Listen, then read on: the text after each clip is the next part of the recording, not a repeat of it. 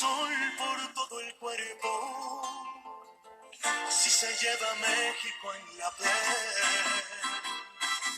como el buen tequila de esta tierra, o como un amigo en Yucatán, en aguas calientes deshilados, o lana tejida en Teotitlán. Así se siente México, así se siente México, así como los labios por la piel. Así te envuelve México, así te sabe México, así se lleva México en la piel.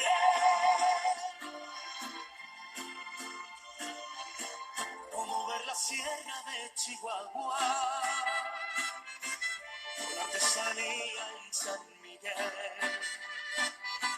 Remontar el cerro de la Silla, si se lleva México en la piel. Como acompañarse con mariachi para hacer llorar a esa canción. En el sur se toca con marimba y en el norte con acordeón.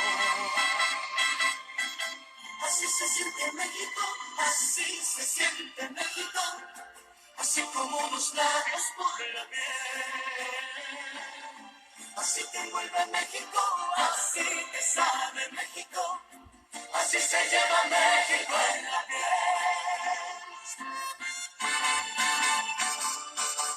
Como un buen sarao.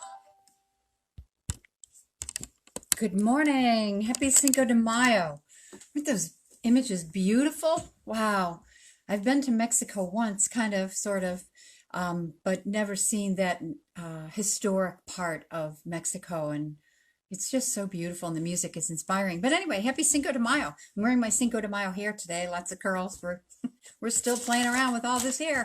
But anyway, I wish you a wonderful day, and to give you some ways to celebrate, I'm going to start with music because, say it together, everybody, music always makes it better. Today at 5 p.m. Eastern Time on Facebook, YouTube, and Twitch, Altissimo Live. And this is you can find it, I found it on Facebook, so I would suggest going to Facebook. Sorry, I'm looking at the girls. Altissimo, Altissimo. And tonight they're going to do something live at 5 o'clock to celebrate Cinco de Mayo and also to help raise money for struggling farm workers, which is a great cause, right? If we can't grow our own food, we're going to be in a lot of trouble in this nation. So Gloria, let's see, Eva Longoria, you may remember her from Desperate Housewives. She is going to co-host, and Gloria and Emilia Estefan will be there, and it's going to be a celebration of Mexican music.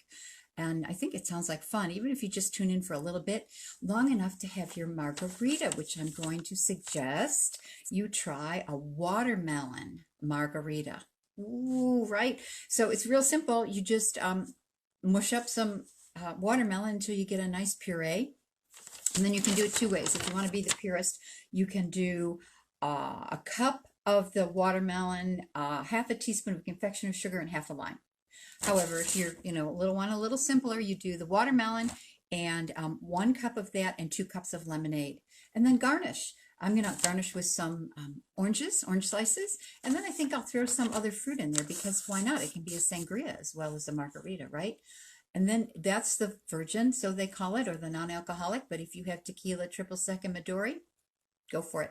So happy Cinco de Mayo, and enjoy the day, whatever it brings. They talk about frost and snow here, so who knows, right? I know you're all excited, and I am too. Today's Garden Tuesday, and for the last month, we have been doing garden. We've planted our seeds. We've got a garden growing. But after last week, there's not much else to show you until we put them outside. They're still the same, just bigger, and they are getting bigger, I promise you, and the garden looks great. But I thought between being bored with the garden that we're starting until we can put it outside, and also all the events that are being canceled around us, all our favorite, the Corn Festival and North Tonawanda, Canal Fest, and all these things, it's so discouraging, and we have nothing to look forward to. But I have news for you. If you did not hear yesterday, the Garden Walk Buffalo put out a press release saying, we're not going down. Mother Nature goes on, and so is the Garden Walk Buffalo. And I am so pleased to have with me this morning a man who I've known for about 10 years. We wander in and out of each other's lives on occasion.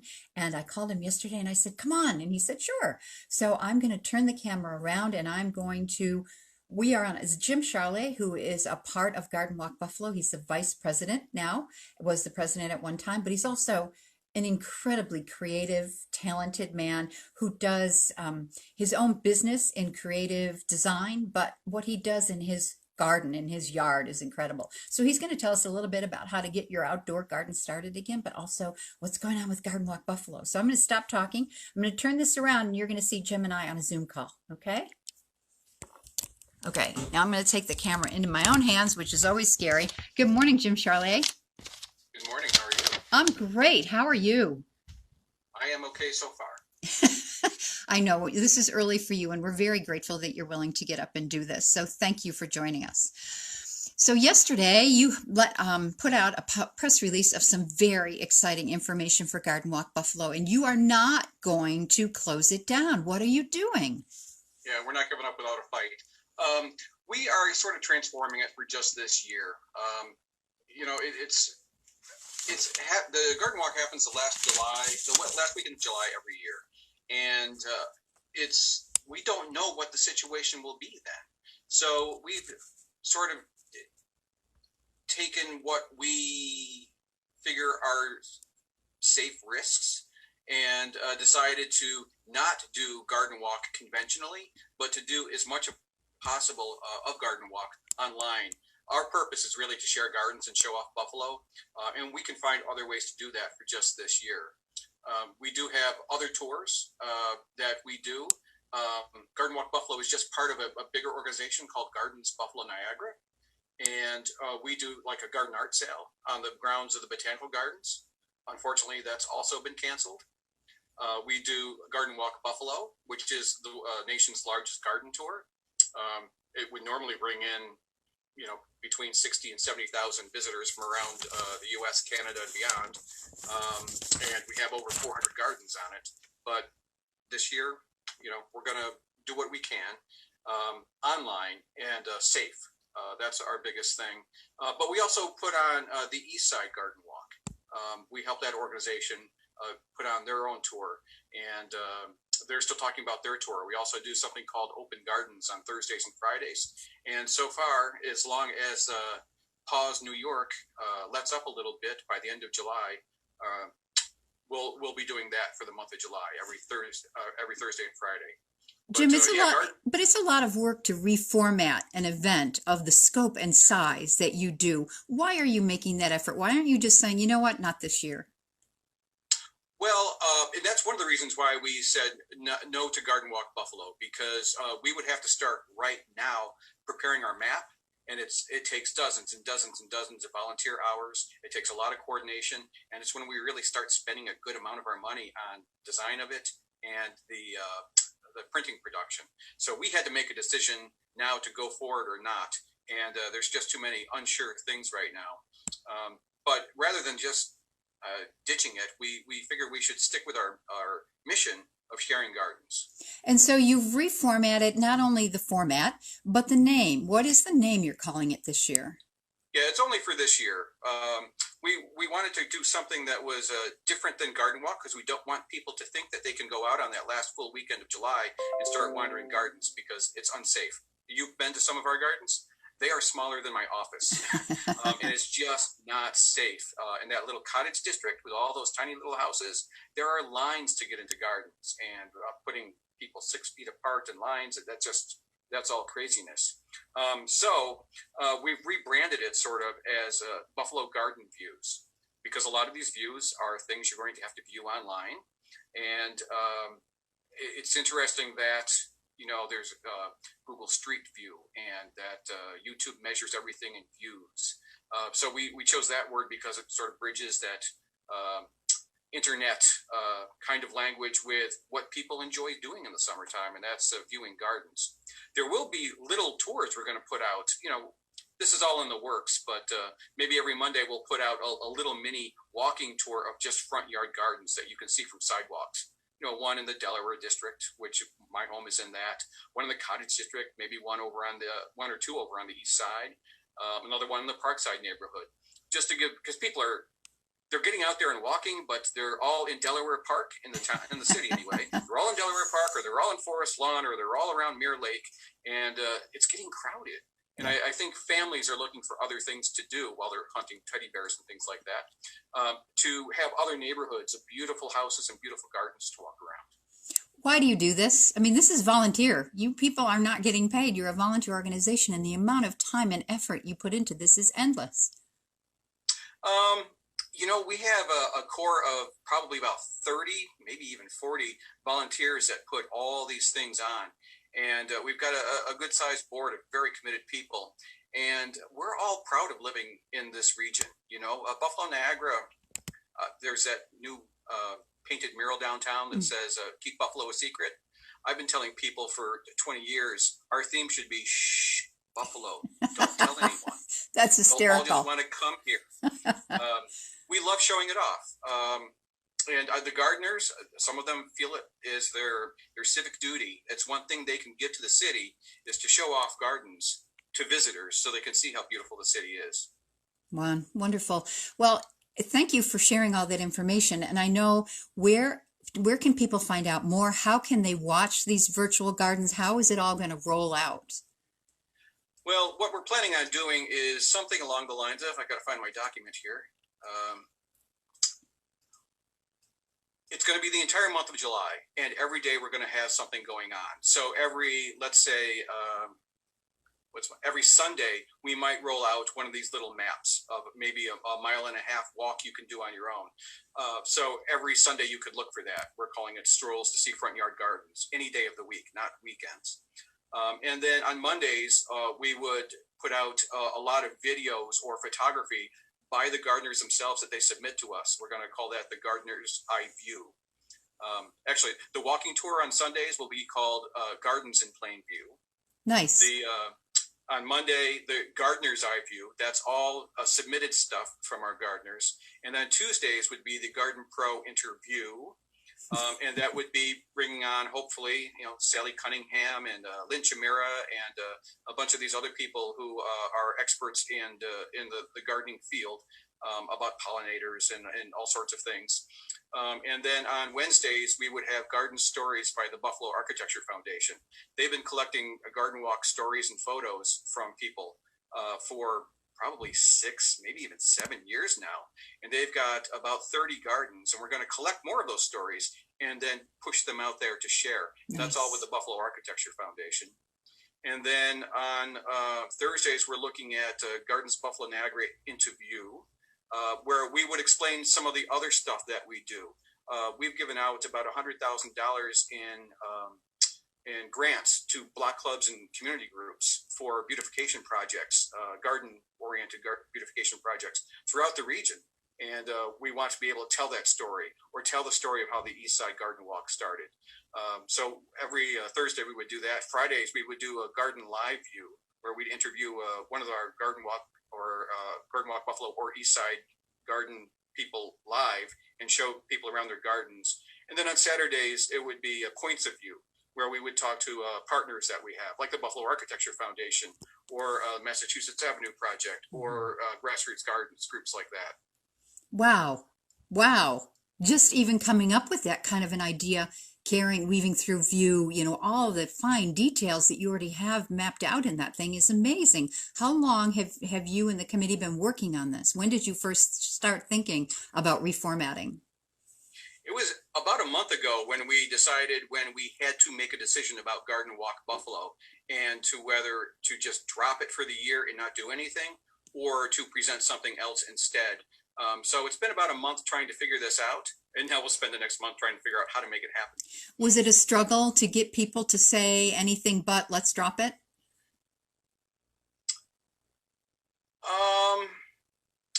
We just announced this yesterday, and pretty much our board we're sad. Everyone enjoys it. Many of the gardeners are disappointed, but they understand. I would say that the reaction so far has been sweet. It's been, thank you for, protecting buffalo and making sure our health is important. We're going to miss the garden walk, but we're glad there's other ways to share it. People Yeah. have been very, very kind. Grateful. We're grateful that you're giving us something, right? And you're not, Yeah. I'm not complaining about any event that's canceling. Everyone has to do what's best. But at the same time, you're giving us something to look forward to. And that's so crucial. The other thing that strikes me, Jim, is that in listening to you talking about the various storytelling that you're doing, and I know you have a book too that we want to talk about before we're done here. Oh, sure. Okay. There is a very strong historical element of this garden walk, especially this year now that you're doing so much storytelling and looking to do more about this city and memories and permanent reflections that will be forever. That is something that I don't know has ever been done before in the history of Buffalo, relative from the viewpoint of people and their gardens and where they live and different pockets of the city. Has that occurred to you? Like, is that a element of what you think about when you do this? I think about it, yes. Dennis Galucki, I don't know if you know Dennis Galucki. He is he arranges the every Wednesday seminars at the library. Wonderful things.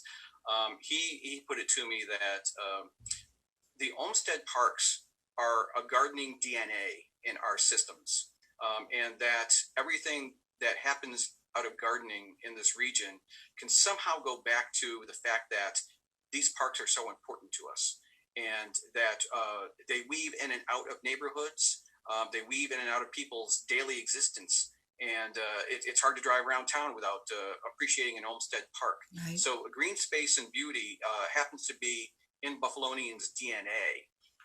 The first book on gardens in Buffalo ever was the one, Garden Walk. The book was called Garden Walk Buffalo. Was published in about 2005. And, it's out of print now, but it was well received. I have that book. I just thought of that. I have that book. Yeah, it's a beautiful, gorgeous book. Yeah, it's beautiful, and I think there was a clamor for something like that. And Garden Walk Buffalo last year hit its 25th anniversary, so we've got 25 years of building a garden culture or enhancing Buffalo's garden culture. But it's Buffalo. The people are generous. I tell people that the gardeners in Buffalo are freakishly friendly. I think the history part of this garden walk is essential.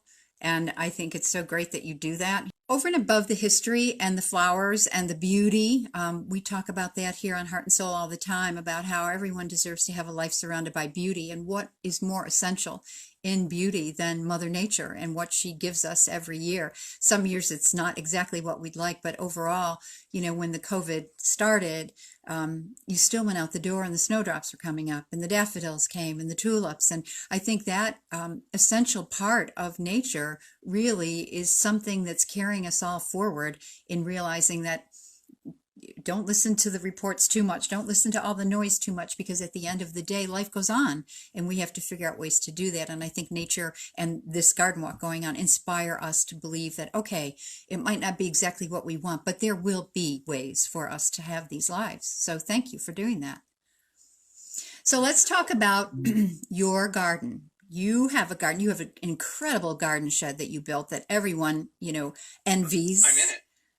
This is my garden shed in the background. Is that real or is that virtual?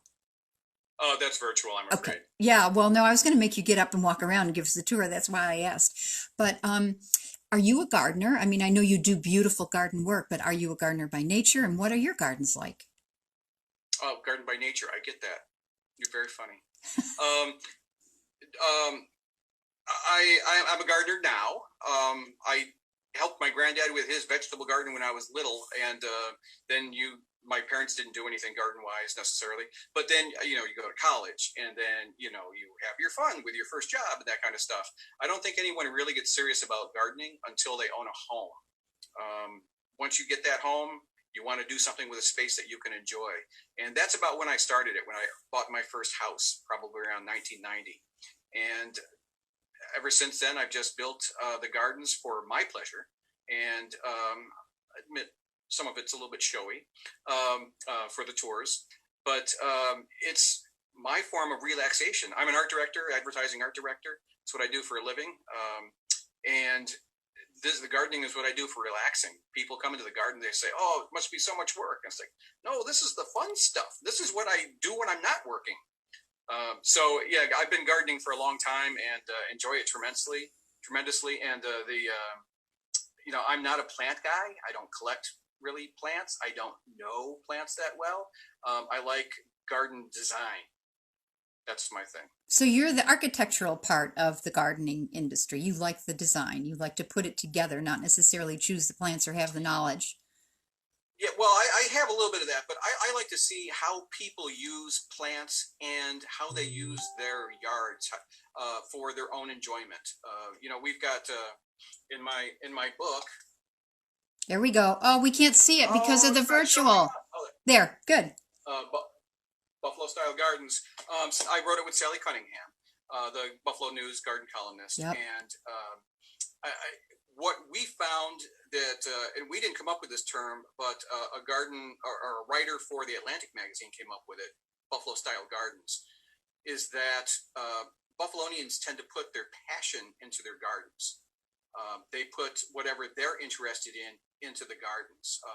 On one garden walk, there's a gardener who she would bring out all these old wooden desks, with the flip tops and Right. the attached seats, all these little desks, and she would paint them the metal parts in bright colors, and then she would plant in the desktop. But she was a teacher, and that meant something to her. Right. Makes and sense. it also connects with a lot of people who come to visit her. Another woman over on, I think it's Norwood, she lived for her grandchildren. So the narrow alley between her house, there was an archway halfway between. When you would walk into the archway, everything was white. All the plants were white, some green leaves and stuff, but white flowers, and everything was painted white. Once you crossed the archway, everything was in full color. Like the Wizard of Oz. It was her nod to the Wizard of Oz, right?